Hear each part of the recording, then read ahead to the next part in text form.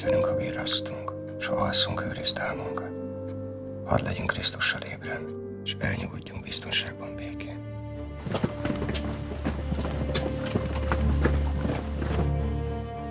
A mártírság az annyit jelent, hogy életét adja Krisztusért, életét adja a másik emberért.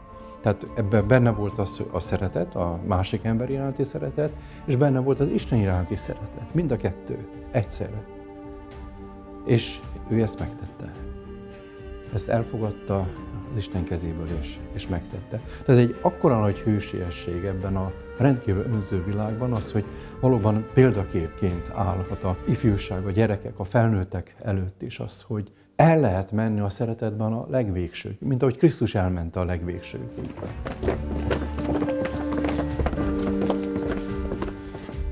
Adj nyugalmas éjszakát, hogy holnap készségesebbek legyünk szolgálatodra.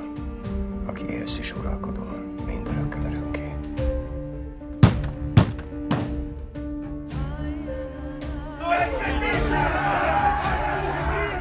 A hősökre és az áldozatokra úgy kell tekinteni, hogy lássuk bennük a hősiességet, a bátorságot, hogy ne az áldozatot nézzük, illetve ne a sebeinket nyalogassuk és a sérelmeinket emlegessük, de igenis, ami érték, azt tudjuk fölmutatni, és tudjuk magasra tartani, szónak átvitt értelmében is, tehát hogy nagyra értékeljük, és erőt merítünk belőle.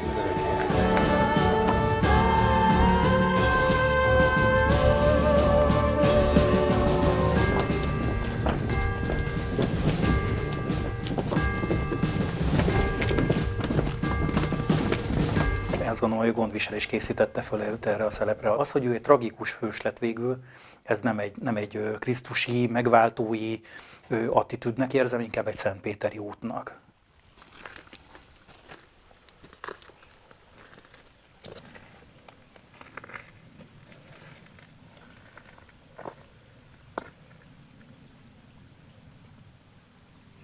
Én megbocsátom.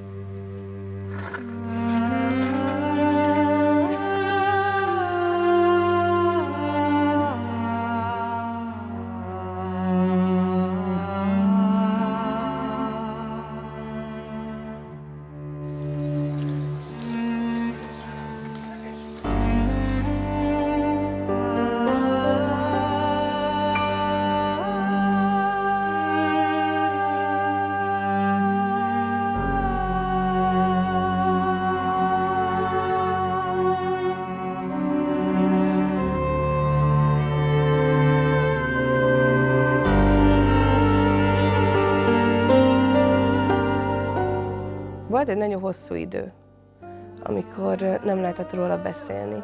Ez alatt az idő alatt azért a szentendrei családokban, a házak falai között az ő tette, az ő áldozata, életszentsége az végig fennmaradt. Van egy személyes emlékem, ami elég lassan tudatosult bennem. 1993-ban fölállították ezt a keresztet, akkor itt sétálgattunk a Dunaparton a feleségemmel, leendő feleségemmel, és akkor én kapásból el tudtam neki mondani a kucsera történet lényegét. A 70-es évek végén, a 80-as évek elején az én nagymamámnál sokat vendégeskedtem itt Izbégen, és ők itt éltek, ezek szerint 19-ben is, és szerintem ők szemtanú lehetett, és ezt a történetet elmondhatta nekem, mert a nagyanyám egy vallásos tanítónő volt, és hát elég hosszú életet élt, és ennek az utolsó 40 évét itt Izbégen élte el. Ferenc atya ma is a mi káplánunk, csak az egyházközség tagjai lettek mások. Tehát ahogy cserélődnek az emberek, jönnek és mennek. Kucsera Ferenc 1892. szeptember 23-án született Léván, amely akkor még az osztrák-magyar monarchia, azaz a királyi Magyarország része volt. Édesanyja iparos családból származott, míg édesapja asztalos mester, majd banki alkalmazott volt. 8 gyermeket neveltek fel a szülei. Egész kicsi volt, 7. osztályos, amikor papnövendék lett, tehát iskolába járt, tehát nem a gimnázium évei alatt született meg a döntés, hanem már egész kicsi gyerekfejjel ő már jelentkezett papnak. gyermeki hitvilággal lépett erre a pályára, és igazából mindvégig ezen az úton meg is maradt. Az első adalék, amivel én találkoztam Kucsera Ferenccel, a nyomtatásban megjelent a neve, az a Lévai Piarista Gimnáziumnak az évkönyve, ahol azt évről évre kiadták, régebben ez divat volt, és a tanulók neve mellett ott volt az érdemjegy is. És hát ebből lehet tudni, hogy Kucsera Ferenc az első osztályos korában szinte színjeles volt, akkor az 1-es volt a legjobb, de énekből és szépírásból 2-ese volt, azonban 2-3 évvel később ezt már korrigálta, és akkor teljesen egyöntetűen jeles volt. Kucsera Ferenc miután kitűnő tanulmányi eredménnyel végzett Léván, Esztergomba került a Szent Benedek-rendi főgimnáziumba. 16 évesen itt lett kis szeminarista, és az érseki szeminárium lakója.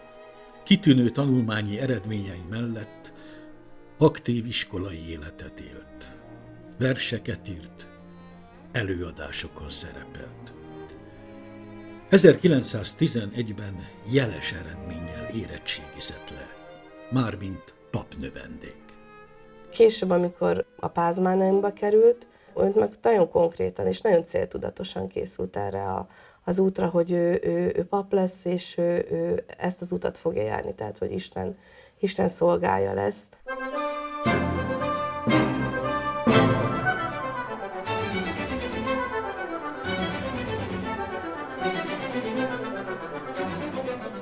...1911. októberében elöljárói Bécsbe küldték tanulni. Így lett a Pázmáneum lakója.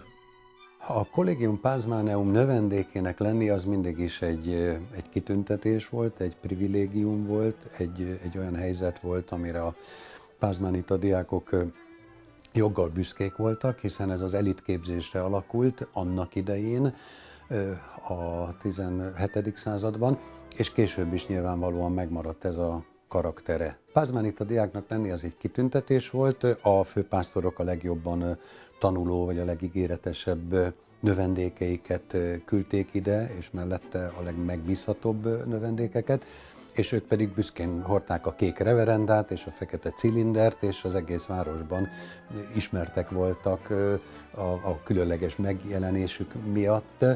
A kék reverenda oka egyszerűen a Mária tisztelet, ami a katolikus egyházban is hagyományos, lehet azt mondani, hogy a magyarságban is hagyományos, de mindenképpen egy különleges valami volt. Tehát egyházi öltözékekből tudjuk, hogy van ahol fekete a reverenda, van ahol barna a csuha, van ahol fehér a reverenda, kék reverenda még nem volt, és akkor gondolom ilyen alapon találhatták ezt ki. És hát a cilinder pedig a kornak egyfajta szokásos öltözéke vagy fejfedője volt.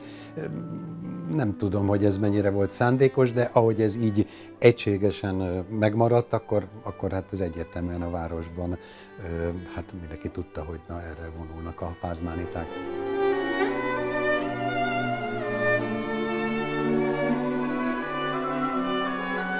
Az, hogy mennyire magyar sziget, jelzi a kápolna is, ahol a két osztatú szentélyfreskón fölül Mária ül a trónon a kisdedi Jézussal, és alá egyetemen az van írva, hogy Patrona Hungariae, ora pro nobis, tehát hogy magyarok nagyasszonyá könyörög érettünk. Tehát még a monarchiában vagyunk, amikor ez elkészül 1900, de teljesen egyértelműek a szeparatista törekvések.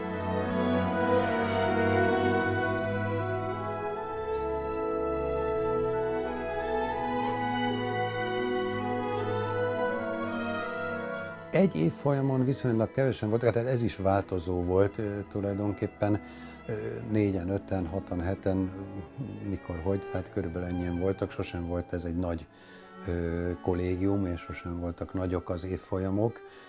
Nyilván a háborús időszak az megnehezítette a feltételeket, de sajnos, ahogy mondtam erről az időszakról, még annyi feljegyzésünk sincs, mint általában, tehát a Historia Domus hajlamos eleve nagyon tömören fogalmazni. Pontosan ez az időszak, a 15 és 17-19 közötti időszak, szinte semmi nincsen. Indirekt információkra vagyunk utalva, tehát ahogy néztem a levéltárat is, az derül ki belőle, hogy szinte semmiféle adat vagy feljegyzés levél nincsen Kucsera Ferenccel kapcsolatban, ami azt jelenti, hogy egy megbízható, jó diák volt, akivel semmiféle probléma nem volt, semmiféle nehézség nem adódott a tanulmányai során.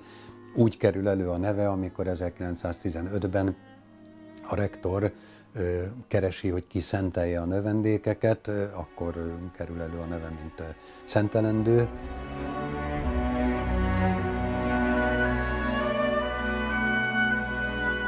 ...1914 novemberében a Pázmáneum helyettes rektora, Drexler Antal arról ír, hogy ugyan Kucsera Ferencnek még nincs meg az egyházi törvények szerint a papi hivatáshoz szükséges életkora, de hazai apostoli engedéllyel 15 hónappal korábban megkapja azt.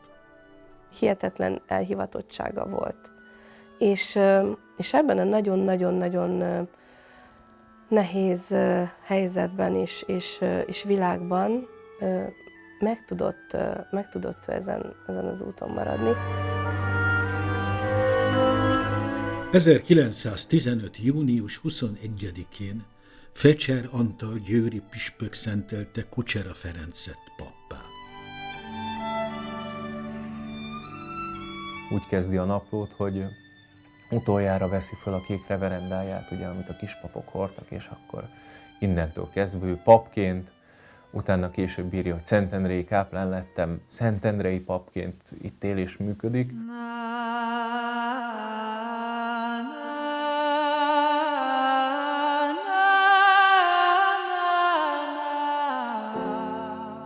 A lélek megindul. 1915. június 18-a. Becsuktam az ajtót. Kőn csoszogó léptekkel sietnek a kék ruhások, a nagy reményűek, benn a nagy jelen emberei. Utolsó este vetem le az égszín ruhát. Búcsút vettem tőle a nagy feszület kékbe borított szenvedője előtt. A fekete reverenda kivétetik a szekrényből. Hogy még egy kissé a régiben lehessek, egy régit feketére festettem. Isten veled még egyszer, te szép kék reverenda.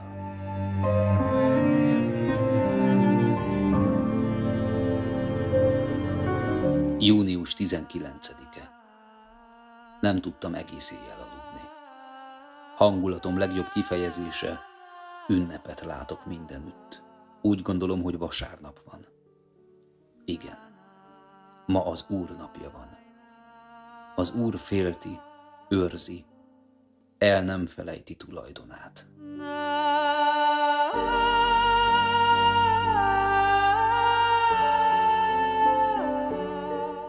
Június 21-e. A tudósok szerint ma a leghosszabb nap van. Telve a szív, kevés marad a papírnak. Szentendrei gyerekként, minisztránsként, mindig a plébániához közel állóként már egész kiskorom óta hallottam Kucsera Ferenc atyáról, és mindig hallottam arról, hogy van egy naplója, hogy ő naplót írt, ami egyre jobban foglalkoztatott. Megtudtam egy idő után, hogy Kisgyörgy atya plébánosunk kezébe Kucsera Ferenc atyának egy nő rokona adta ezt a naplót. Nagy szerencsénkre egyik hétköznap este 11-kor György atya, Sándor atya és én megtaláltuk a dossziét, ami Kucsera dosszié néven futott a plébánián, és ebben találtunk egy másolatot. Az előkerült napló töredék másolata közelebb visz dr. Kucsera Ferenc személyéhez. Látszik azért a napló minden momentumában, hogy ő él a hivatásának, hogy nagyon fontos. Ő neki van egy lelke, neki vannak hívei, mögötte mindig ott van az Isten. Ő azért lett pap is, és mint később kiderül, az életét is áldozza a hitéért és az emberekért. Atyám házában kell lennem. Ez egy kiáltás, hogy dolgozzunk értük, hiszen ott kell lennie az Úrnak. Egyenes úton nem fogunk eltévedni. Ilyen az élet. Egy újabb motívum a becsülethez. De azért találunk egy-egy ilyen erős gondolatot, ami egyébként szerintem megjelent a prédikáló széken is az ő szájából. Tehát ahogy több nyelven beszélt, mindenféle emberhez tudott beszélni, így én szerintem nagyon jól meg is tudta fogalmazni a mély gondolatait. Kucsera Ferenc 1915. július 13-án érkezett Szentendrére, Kada Mihály plébános mellé, mint újmisés pap. Az ifjú káplánt gyorsan megszerették a helybeliek, így nem sokára a katolikus legényegylet elnöke is lett. Nem csak a katolikus hívők, hanem egész Szentendre ismerte és elismerte. 4 év volt az, amit ő papként itt Szentendrén eltöltött. Nem lehet elkülöníteni ugye a történelmi hátteret sem, hogy azért ez egy kőkemény 4 év volt, nem egy felhőtlen, boldog időszak. Nyilván ő egy fiatalember volt, amikor ide került, egy friss lendülettel, egy már meglévő, kicsit korosabb plébános mellé. Ő idősekkel, fiatalokkal ugyanúgy megértette magát. Az látszik, hogy mély lelki ember is volt, mindamellett, hogy egyszerű emberekkel is nagyon jól el tudott beszélgetni. Az ő hite és az azért való következetes kiállása, pláne ezekben a nehéz években, ugye a 18-tól kezdve, ezt őt mindenképp kiemelte a többi ember közül szerintem. A másik pedig az a közvetlensége, amivel például a fiatalokat és a gyerekekhez közeledett, ami abban a korban még nem volt annyira általános, mint mondjuk manapság egy tanár-diák viszonyban. Őróla megemlékezett úgy egy szentendrei visszaemlékező család is, amikor Kucsera Ferenc atya hittanórát tartott az iskolában, fölült a pad szélére, és úgy mesélt a gyerekeknek. Ez abban az időben nem volt szokás, de viszont a fiatalok bizonyára ezt a közvetlenségét, ez mindenképp népszerűvé tette őt. És ugyanakkor az a szeretet, amivel mindenkihez fordult, az ügyes-bajos dolgához mindenkinek, és az elkötelezettsége, amivel a fiatalokkal foglalkozott, akkor is, amikor már ezt például törvényesen nem tehette meg, mondjuk hitoktatásban, gyerekekkel való foglalkozásban, ezért nagyon szerették őt. Tehát ő együtt élt a fiatalokkal, fiatal káplánként, az ő tanítása, a gondoskodása, az ő keresztényi példamutatása, az nagyon nagy hatással volt a korabeli, például legényegyletbeli fiatalokra.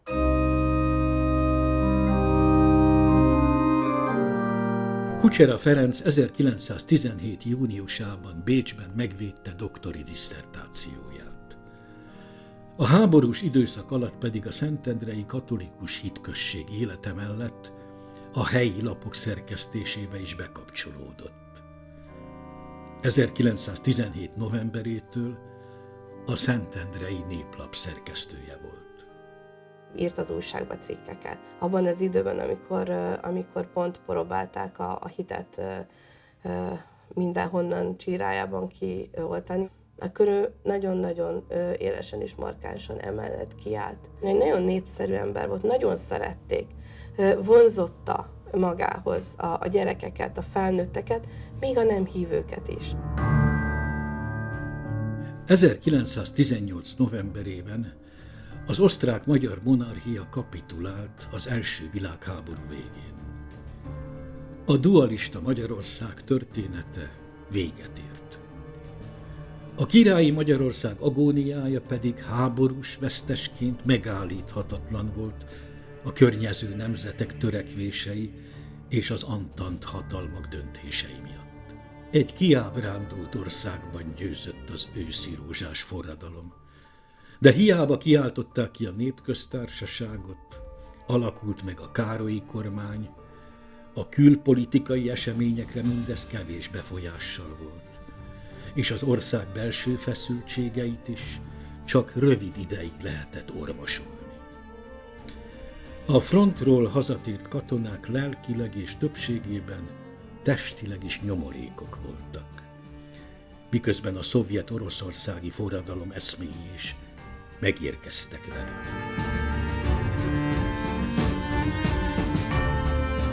Alapvetően a kommunisták és a szociáldemokraták már az 1918 novemberi forradalom, tehát az úgynevezett Károlyi forradalom, vagy más néven a polgári demokratikus forradalom idején is alapvető dolgokban tértek el egymástól. Tehát az volt a legfőbb különbség köztük, hogy a kommunisták azok Lenin elvei alapján, tehát a marxi elmélet és a lenini gyakorlati útmutató alapján ők egy azonnal meg akarták valósítani a proletár forradalmat. Ki akarták robbantani, a proletár diktatúrát megvalósítani, és ehhez képest a szociáldemokraták pedig a választóktól kapott demokratikus felhatalmazás útján akartak hatalomra jutni. Ők ezzel tisztában is voltak, hogy egyébként amennyiben lenne egy választás, akkor ők meg is szereznék az ehhez szükséges többséget, és ők egy alkotmányozó nemzetgyűlést szerettek volna egyébként.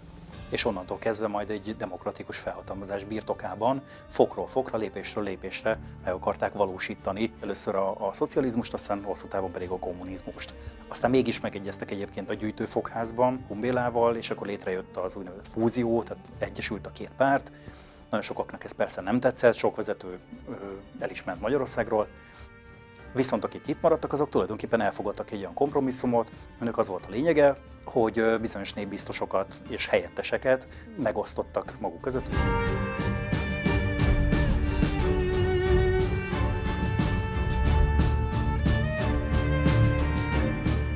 A szélső baloldali erők térnyerése nem kerülte, nem kerülhette el Szentendrét és környékét sem.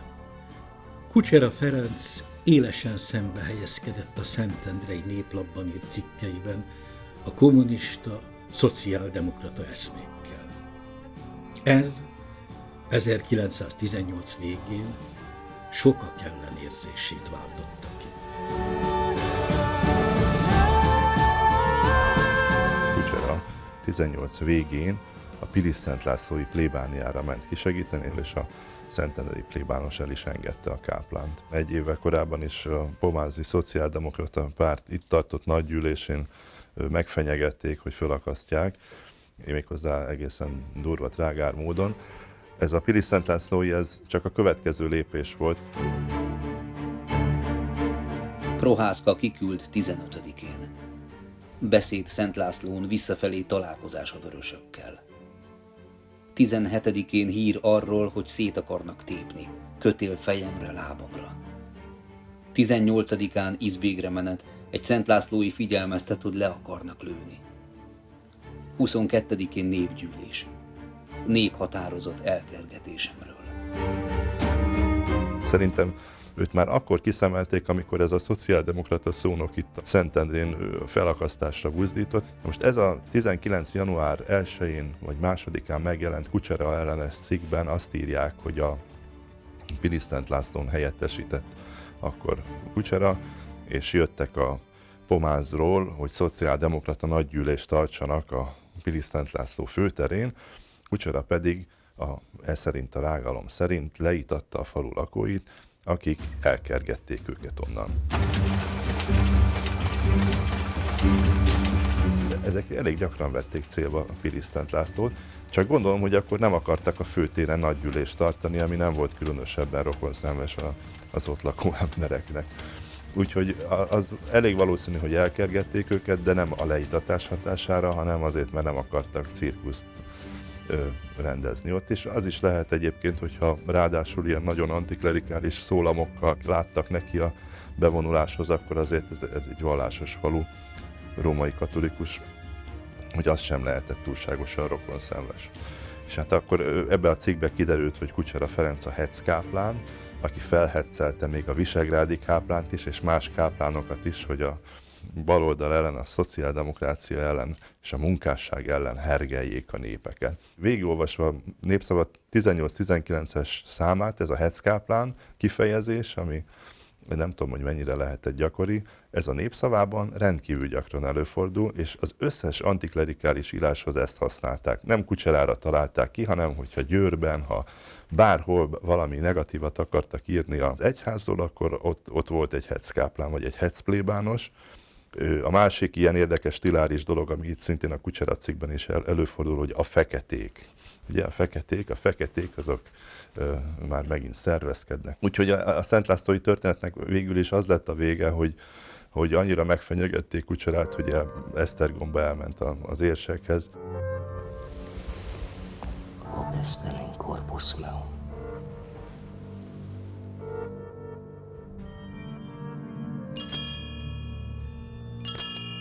Azt jegyezte a naplójába, hogy azt mondta a bíboros úr, hogy nem küldjük vissza Szentendrére, de nagy érdem lenne. És a következő híradás az, hogy ő az esti misét elmondta Szentendrén, mikor már őt úgymond letudták, vagy reménykedtek benne a helyi kommunisták, hogy ezt sikerült eltávolítani a városból. És ami nagyon érdekes, hogy a beszámolók szerint ezen a misén mindenki meglepődött, a szentendréiek sajnálták, hogy a szeretett káplánjukat elkergették gyakorlatilag a városból, de egyszer csak visszatért, és ő mondja a misét, ez egy döbbenet volt a misén résztvevők számára, egy meglepetés, és megjegyzik, hogy még az apácák is, az iskolában tanító apácák is bekiabáltak a misén, vagy a misére, hogy üdvözöljük, és hogy nagyon szeretik, hogy visszatért a mi káplánatyánk. Ő azért tisztában volt azzal, hogy eléggé veszélyben van az élete, mert különben ezt nem tette volna. Nyilván el is mehetett volna, el is helyeztethette volna magát. Tudatosan vállalhatta, nekem az érzésem, a vértanúságot. A szentendrei szociáldemokraták a károlyi forradalom kezdetétől készültek a hatalom átvételére. Folyamatosan agitáltak és népgyűléseket tartottak. A Tanácsköztársaság Szentendrén 1919. március 22-én vette kezdetét, amikor Vásárhelyi Kálmán kikiáltotta a város főterén összehívott népgyűlésen a proletár diktatúrát. A hatékony döntéshozatal érdekében a munkás tanács fölött direktórium alakult. Szentendrén nem a kommunisták, hanem szinte teljes mértékben a helyi szociáldemokraták vezetői vették kézbe a város irányítását. A fővárosban ott több olyan ember volt, aki egyáltalán tudta azt, hogy mifán teremnek a kommunista elvek, és minél kijebb megyünk, akár a Pest megyei, Budapest környékű településekre, akár még távolabbra, annál kevesebb lesz az, aki egyébként szó szerint kommunista volt, inkább a szociáldemokraták kezébe került a hatalom. A faluhelyen ez főleg úgy nézett ki, hogy azok vállalták el, hogy ők lesznek az adott munkástanácsnak, vagy katonatanácsnak, vagy az operatív irányítószervnek, a direktóriumnak, vagy intézőbizottságnak a vezetői, tagjai, akik felelősséget vállaltak az ott lakókért. Tehát nagyon sok olyan iratot olvastam már a levéltárakban, hogy azért vállaltam el ezt a megbízatást, mert a falu intelligenciája kért rá, vagy a város intelligenciája kért rá. 1919. január 25-én elküldött jelentése az akkori főjegyző polgármester helyettesnek, dr. Starzsinszky Lászlónak, amiben leírja azt, hogy itt szerettek volna egyébként Szentendrén kommunista pártot is létrehozni, de nem volt rá jelentkező. Tehát nem volt rá érdeklődés.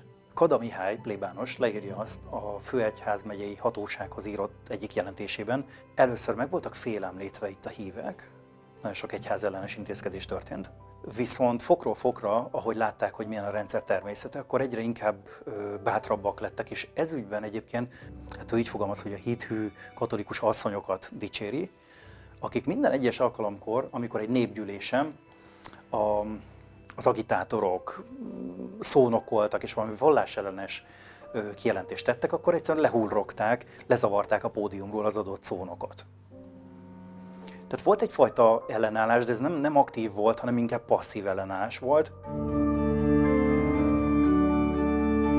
A Tanácsköztársaság kikiáltása után a direktórium azonnal fellépett Kucsera Ferenc ellen. 1919. március 24-én letartóztatják. A munkástanács és a direktórium tagjai egyértelműen helytelenítették azt, hogy a Néplapban, aminek Kucsera Ferenc volt a szerkesztője, ott kommunista ellenes cikkek jelennek meg. Egyébként Kucsera Ferenc, hogyha keresztény szociális meggyőződésű volt, ennyit tudunk róla, de mindenképpen a kommunizmus ellen pozícionálta magát már a Károlyi forradalom idején. És amikor ezt kérik tőle számon, akkor megígéri azt, hogy csendben marad, megnevezeti azokat a szerzőket, akik a cikket írják, a felelősséget ilyen módon elhárítja magáról.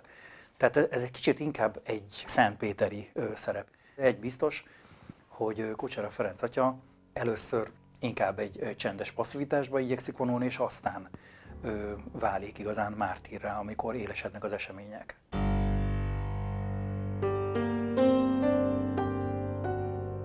A proletár diktatúrát jobb hiány tudomásul vették általában az emberek. Voltak olyanok, akik lelkesedtek érte, de azok elég kis számban voltak, viszont ezeknek a száma is idővel, ahogyan látszott, hogy mifelé mutat, mi lesz ebből az egészből, akkor ezeknek a száma is megcsappant. Tehát a proletár diktatúra legvégére azt tudnám mondani, hogy legnagyobb számban csak azok tartottak ki a rendszer mellett, akik annak a közvetlen haszonélvezői voltak. Szentendrén, itt a Tanácsköztársaság alatt olyan rekvirálások folytak, ami azt jelentette, a szegényektől elvitték a zsírját, a szalonnáját, a lisztjét, a gazdagabbtól meg megzsarolták, és azt mondták, hogy ha nem fizet, akkor kivégzik. Például a Milotonovics nénit, aki egy özvegy volt, egy gazdag szerbasszony, tulajdonképpen az egyik volt ilyen lumpenproletár dolgozója, feljelentette, hogy ez jó gazdag, aki vörös katonának állt, földobták egy lovaskocsira, mert akkor nem nagyon voltak autók, felvitték tulajdonképpen a polgármesteri hivatalba, és megmondták neki, hogy ha nem fizet 40 000 koronát, akkor kivégzik őt 3:30-kor. Hát a szegény néni azt mondta, hogy neki nincs pénze, 4000 se tud fizetni, ha kivégzik, akkor temesség is el.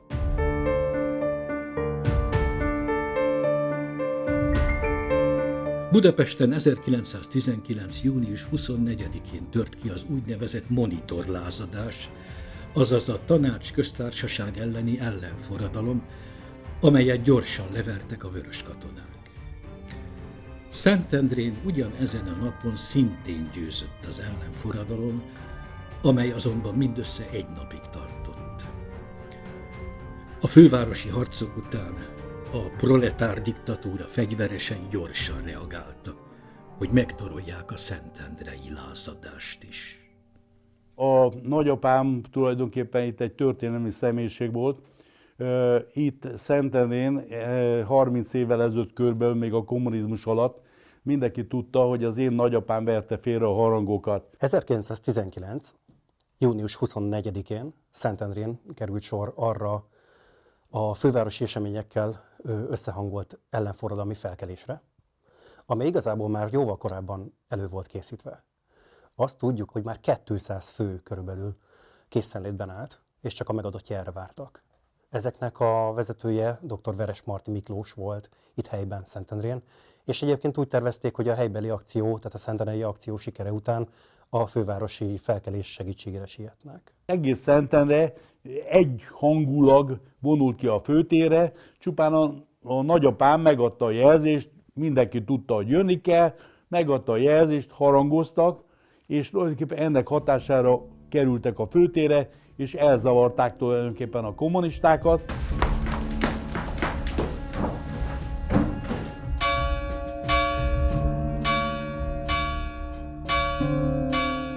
A plébános az erről szóló jelentésében azt írta, hogy ezen az estén, 24-én az ellenforradalom győzelme után a nép örömmáborban úszott, és a főtéren elénekelték, ünnepies keretek között elénekelték a himnuszt.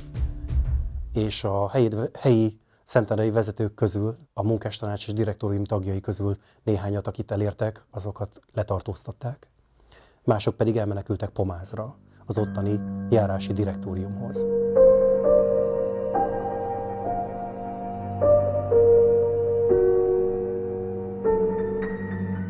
...1919. június 25-én kora délutántól kezdve már mindenki tudta a városban, elterjedt a híre annak, hogy érkeznek a megtorló csapatok.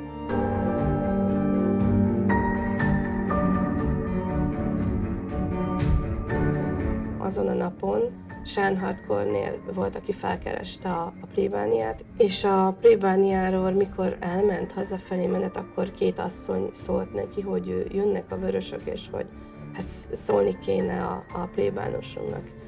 Kada Mihály plébános pedig azt mondja, hogy ha akasztások lesznek, akkor neki itt kell lennie. Hogyha valaki papot kér, akkor neki készenlétben kell állnia. És Kucsera Ferenc atya is itt marad.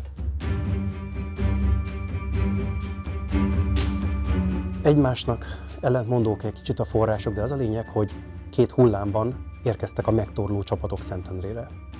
A megérkezésük időpontja az nem tisztázott, viszont azt tudjuk, hogy sorrendben először egy legalább 110 fős munkásszázad érkezett. Ez a Hirman gyári munkásszázad katonáiból állt. És azt is tudjuk, hogy a második transporttal érkezett a Hudi Ferenc által vezetett, egy 22 éves pincér által vezetett, vagy 17, vagy ilyen 45-50 fő körüli géppuskás különítmény. Az első transporthoz csatlakoztak Pomázon a pomázi járási direktóriumnak a tagjai, illetve a politikai megbízottja, és pomázi, illetve környékbeli vörösőrök, meg még útközben mások is. A munkásszázaddal együtt érkezett szintén Szentendrére az a Darázs István Béla által vezetett, csak itt tudjuk, hogy bőrkabátosokból álló különítmény, akik azonnal hozzáfogtak helyben a szentendrei ellenforradalom vélt vagy tényleges vezetőinek az összefogdósásához. A rendelkezésükre állt már egy lista, amit Szentendrei előzőleg valaki, ismeretlen személyek átadtak nekik. Más források szerint ezt a listát később Hudi Ferencnek adták át. Azt is tudjuk, hogy Kucsera Ferenc atya neve nem szerepelt ezen a listán, később került ő sorra. Amikor Hudi megérkezett, akkor ő közvetlenül a vörösőrséghez indult, és addigra már javarészt össze voltak fogdosva a vélt ellenforradalmárok. Ezt követően elindult a rendőrségi fogdához ezekkel az emberekkel, és útközben Hudi állítása szerint figyelmes lett arra a zajra, ami a plébániai épületéből szűrődött ki.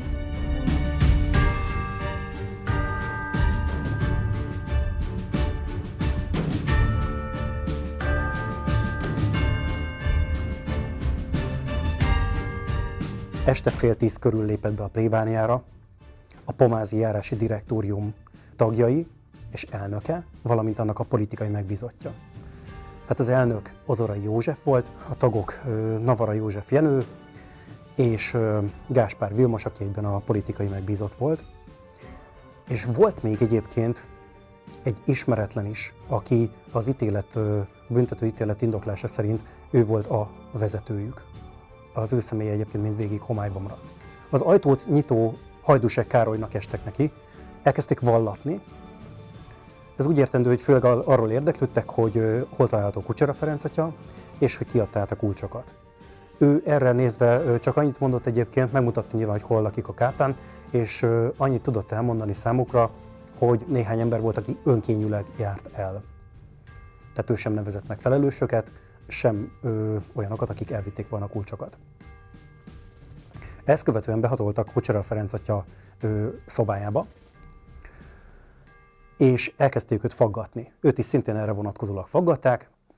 Eleinte a káplán azt hitte egyébként, hogy a Pilis Szent Lászlói eset miatt szedték elő, de kiderült, hogy nem erről van szó, hanem az ellenforradalomról vallatták, de ő erről nem tudott semmit sem mondani.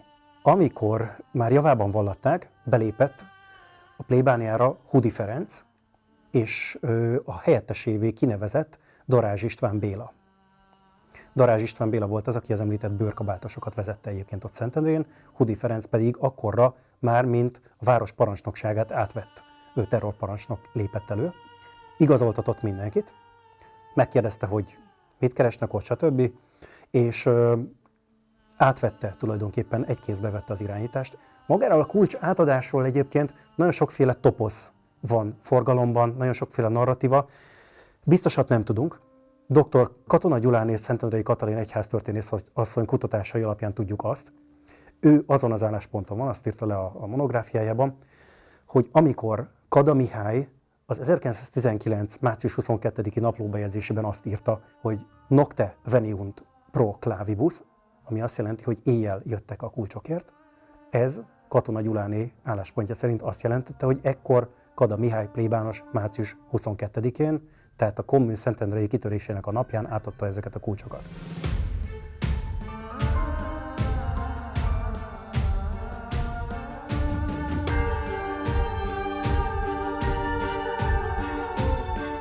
Én azt gondolom, hogy tudatosodott benne az fokról fokra, nyilván lépésről lépésre, hogy őt mint egyfajta bűnbakot fogják bedobni. Nyilván eredmény nélkül ezek a megtorló csapatok, a pomáziak és az összes olyan vörös egyén, aki odajött az ellenforradalom leverése alkalmából, ezek nem akartak eredmény nélkül távozni, fel akartak mutatni egy bűnbakot, és gondolom, hogy tisztázódott Kucsera atyában, hogy ez ő lesz. Én azt gondolom, hogy igazán elismerésre méltó mind a plébánosnak, mind pedig Kucsera atyának az álhatatosságú, hogy ők kitartottak és ott maradtak a plébánián. Tehát vártak a sorsuk bekövetkeztére. Nyilván nem lehetett tudni, hogy mi következik, de azért sejthették, hogy itt lesznek áldozatok. Hudi egyik vallomásában azzal védekezett, hogy a pomáziak egyfajta formális vésztörvényszéket alakítottak, egy forradalmi törvényszéket alakítottak, egy rögtönzős tatáriális eljárás keretében ítélték el a káplánt. A pomáziak természetesen azzal védekeztek az egész eljárás során, főtárgyaláson is igyekeztek Hudira tolni a felelősséget. Hudi védekezési stratégiája pedig még ezen kívül arra épült, hogy Jancsik Ferencre hivatkozott, akitől ő konkrét, tehát az állítása szerint egy konkrét szóbeli parancsot kapott távbeszélőn vagy telefonon keresztül, arra vonatkozólag, hogy küldje haza, idézem, küldje haza a káplánt, és lövesse agyon a káplánt. De ami biztos, hogy több alkalommal is 10-10 perces gondolkodási időt adott a káplánnak Hudi Ferenc. Minden esetre valakik ott is akkor eldöntötték, hogy Kucsera Ferenc feje fölött kimondják a halálos ítéletet. Egy biztos, hogy ezt a halálos ítéletet Hudi Ferenc volt, aki végrehajtatta. Ő volt az, aki az eredménytelen vallotás után önmaga igazolására elsősorban azt kérte, hogy a jelenlévők írják fel egy papírlapra a nevüket. Későbbi forrásokban egyébként előkerül az, hogy létezett egy halálos ítélet, 2 példányban legépelt, írógéppel gépelt lapról van szó, amit egyébként később, 1-2 nappal később írtak meg. Nem tudjuk, hogy ez tényleg így volt, vagy egyfajta védekezés volt. Igazából ez zárójelbe tehető annak fényében, hogy ezt követően kikísérték a káplánt az utcára, sőt, olyan megalázó módon történt mindez, hogy először azt követelte Ozorai, hogy nem kell vele sokat cicázni, igazából föl lehet őt akasztani a főtéri keresztre, és hogyha nincs kötél, akkor jó lesz a drót is. A tény az, hogy kivitték őt az utcára, méghozzá reverenda nélkül.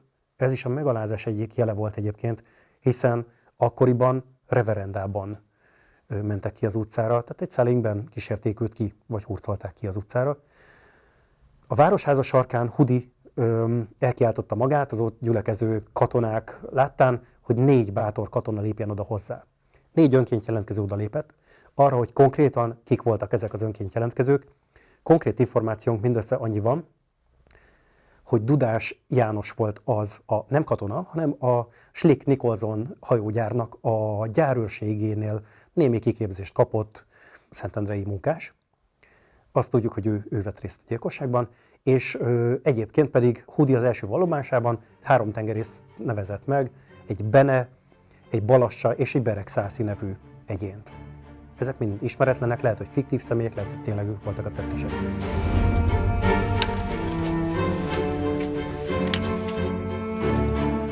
Kivitték reverenda nélkül egy szelingben az utcára, végighurcolták egészen a Dunapartján álló és pártháznak berendezett, illetve hát a géppuskás tanfolyamnak és a katonai állomásparancsnokságnak otthont adó Veresmarty villába. Ő lélekben akkor egy hatalmas utat járt meg. Egészen biztos, hogy egy olyan ember volt, akinek míg a plébániától elértek a Veresmarty villáig, 1000-szer eszébe jutott az, hogy most én mondok egy nevet. Elmondom, hogy nem én voltam. De akkor mindig volt mellette valaki, a Jóisten, aki azt mondta, hogy én viszlek téged, vezetlek. És így végig tudott menni. A végső nagyon nagy döntést, egy óriási döntést, amit Istentől kapott kegyelemből, azt ő emberként meg tudta hozni.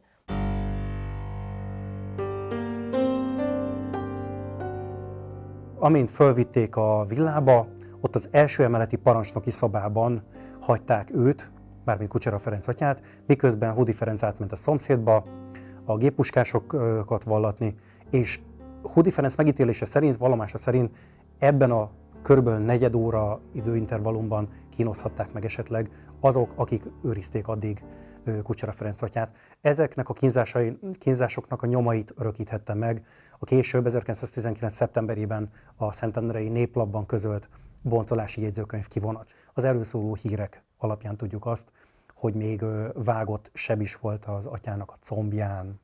Ezt követően Hudi Ferenc kihirdette a tiszteknek, hogy kivégezteti Kucsera Ferenc atyát. A hátsó kijáraton mentek ki a Veresmarty villából, és Hudi Ferenc ismét megerősítésre szorult, annak érdekében, hogy megerősítsék őt az elhatározásában. Megkérdezte a tiszteket, hogy mit érdemel az, aki ellenforradalmára és ellenünk van. És erre az volt a válasz, hogy halált. De ez nem volt elég neki, hangosabban akarta hallani, és akkor még hangosabban megkérdezte, akkor már többen mondták kórusban, hogy halált. A Veresmarty villából ekkor levitte őt, Hudi Ferenc a Dunapartra, fölállította pár lépésre, egy-két lépésre tőle a kivégzőosztagot, személyesen vezényelt tüzet, és előtte még egyszer megkérdezte azt, hogy van-e valamit a saját mentségére, de ekkor a káplán Hudi Ferenc legelső szeptemberi vallomása szerint hajthatatlan maradt, és nem vallott semmit. És azt gondolom, hogy Hudi Ferenc erre vonatkozó kijelentése hitelesíti a leginkább a káplánnak a mártíriumát. Ugyanis Hudi Ferenc ekkor úgy emlékezett vissza, hogy közvetlenül a kivégzés előtt a káplánon nem látszott már a halálfélelem, és valószínűleg a mártíromságának a biztos tudata adta neki azt a hatalmas nagy erőt. Én azt gondolom, hogy ennél szebb bizonyíték nem is kell az ő vértanúságára.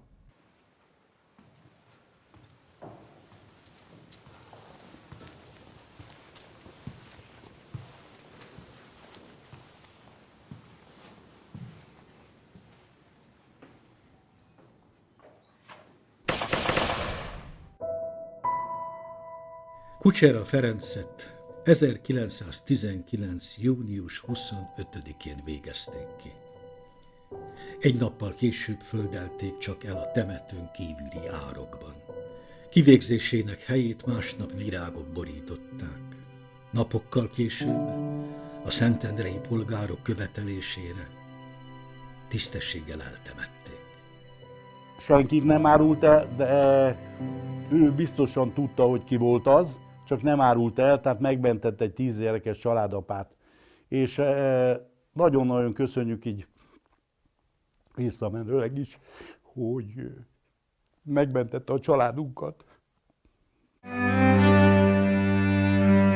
Kucsera Ferenc kivégzésének körülményeit már a Tanácsköztársaság alatt vizsgálták.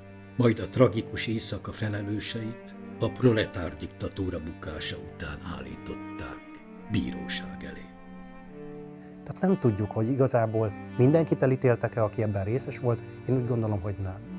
Hudit és a pomázi járási direktórium, illetve munkástanácsi tagokat, őket halálra ítélték, Navarra Jenő Józsefet, a volt Duna-Bogdányi jegyzőt, őt pedig életfogytiglanra ítélték. Ezeket az ítéleteket azonban nem hajtották végre, mert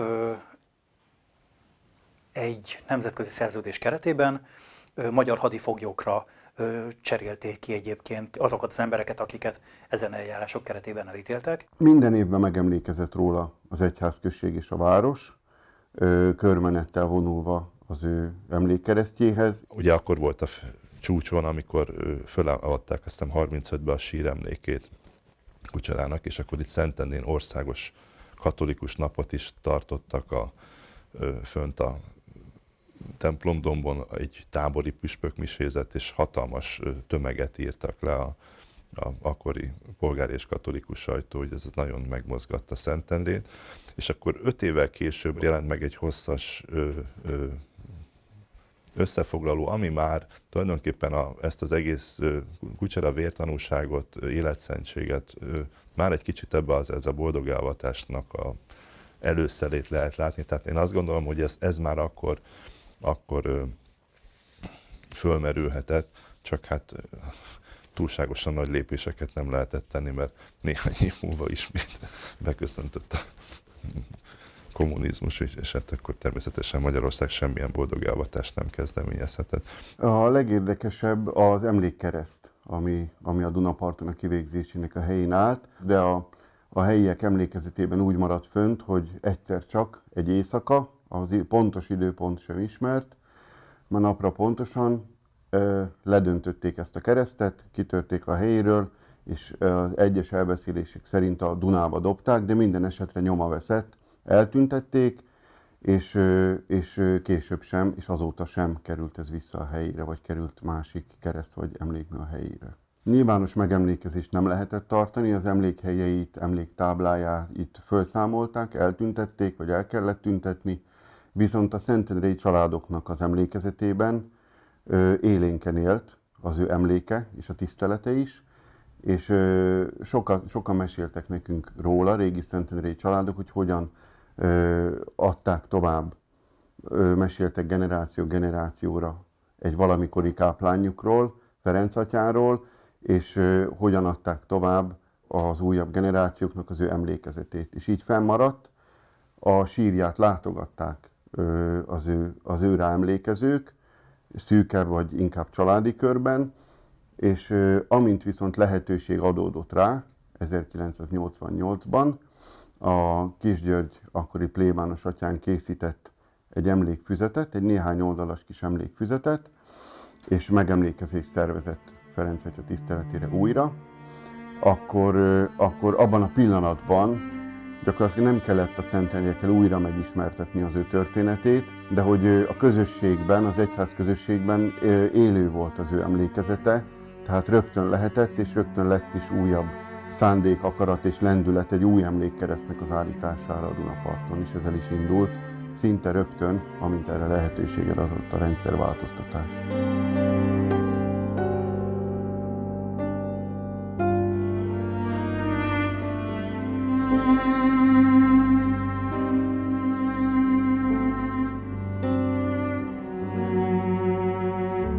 Ugye több exhumálás után, most végre talán végleges helyén most már a Szentendrei Kálvárián van, a római katolikus Kálvárián, és végül is így 100 év után érdekes dolog az is, hogy Kada Mihály a közös síremlékben nyugszik, aki ugye a plébánosa volt.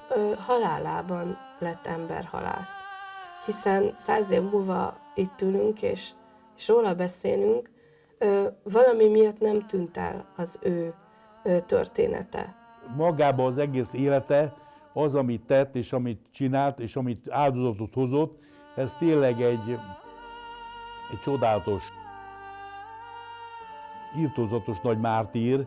Az, hogy az életét valaki odaadja egy másik emberekért, egy családért, egy 10 gyerekes családért, ez valóságban tulajdonképpen alapja annak, hogy boldogálvassák őt. Amikor pap lett, akkor nyilván, ahogy többen is szokták ezt így fogalmazni, hogy boldogan oda tudott adni mindent Istennek. És ugyanígy a vértanúságban boldogan odaadta magát, átadta magát Krisztusnak, és vállalta a krisztusi sorsot.